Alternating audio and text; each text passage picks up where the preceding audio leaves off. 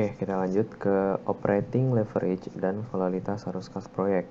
Jadi, komposisi biaya tetap dan biaya variabel tiap perusahaan pasti beda-beda nih. Nah, ada cara lain, yaitu menggabungkan biaya operasional tetap dengan variabel, sehingga nanti kita dapat menentukan yang namanya operating leverage. Apa itu operating leverage? Kita lanjut ke slide berikutnya.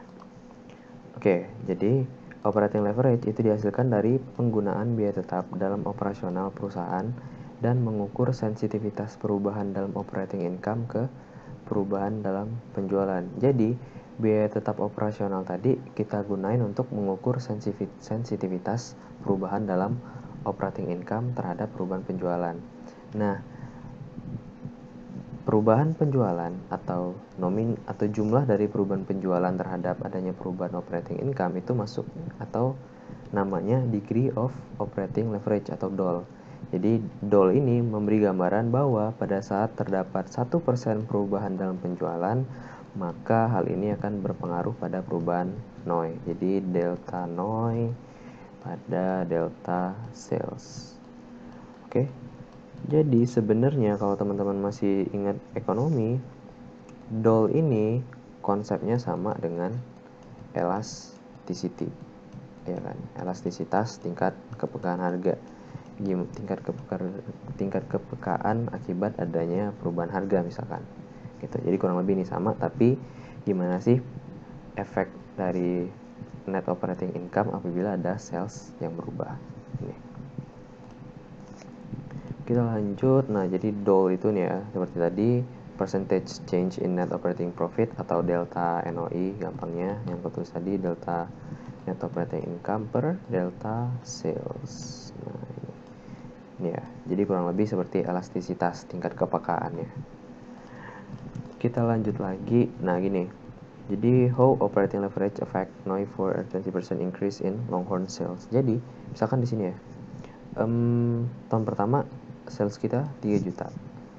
Tapi di sini di tahun selanjutnya ada peningkatan atau increasing in Longhorn sales sebesar 20%. Jadi 20% dari 3 juta di tahun selanjutnya sales kita menjadi 3,6 juta.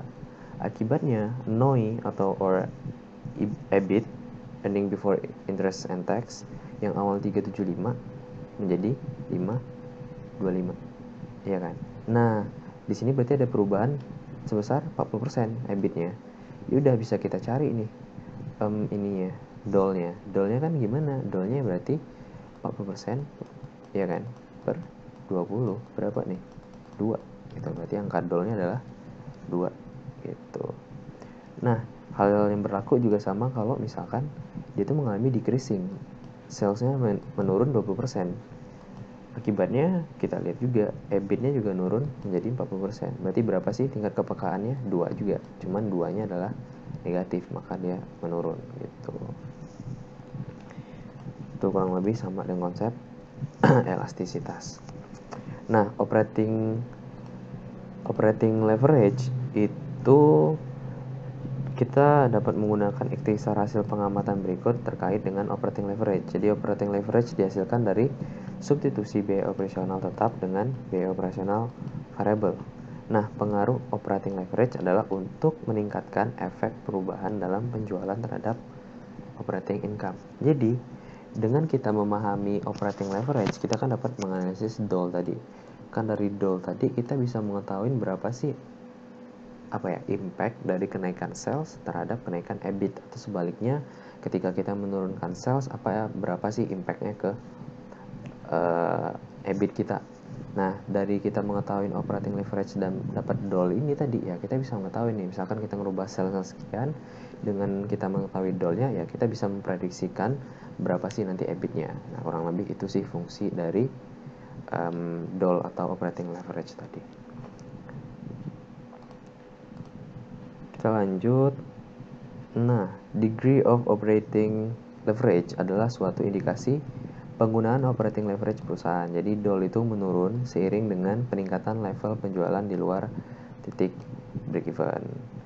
Nah, operating leverage adalah suatu pedang bermata dua. Jadi dia memperbesar profit dan loss dan membantu di saat kondisi baik, menyebabkan penderitaan di saat kondisi buruk. Jadi kembali lagi kita nggak bisa hanya mengenalkan operating leverage ini. Kenapa? Karena dia bisa, ya tadi, dia bisa profit, bisa loss juga, tergantung kondisinya. Jadi kembali lagi, ada variabel lain yang perlu kita perhitungkan selain hanya kita menggunakan DOL ini aja.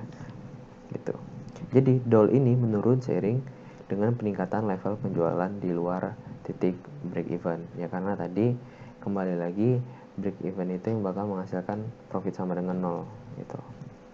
Itu titik yang paling efisien. Kemudian opsi real dalam penganggaran modal. Nah, opsi real dalam penganggaran modal itu adalah peluang-peluang untuk mengubah arus kas proyek setelah proyek dimulai, disebut dengan real option. Jadi sumber fleksibilitas paling umum atau real option dapat menambah nilai peluang investasi meliputi yang pertama timing option. Jadi opsi untuk menunda proyek hingga estimasi arus kas masa depan lebih menguntungkan. Jadi sebenarnya keputusan tuh bukan hanya antara iya atau enggak, tapi ada yang namanya menunda gitu loh.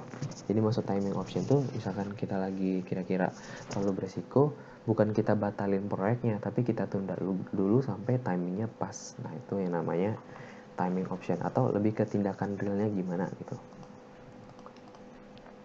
Kemudian expansion option. Jadi di sini opsi untuk meningkatkan skala lingkup sebuah investasi. Jadi, ketimbang dia membentuk suatu proyek baru, ya mending dia mengekspansi proyek yang telah ada. Nah, ini dalam ekonomi juga dijelaskan. Jadi, ada yang namanya ekstensifikasi. Nah, ekstensifikasi ini kurang lebih ya, ekstensifikasi. Itu kurang lebih sama dengan expansion ya. Dia meningkatkan apa yang udah ada gitu.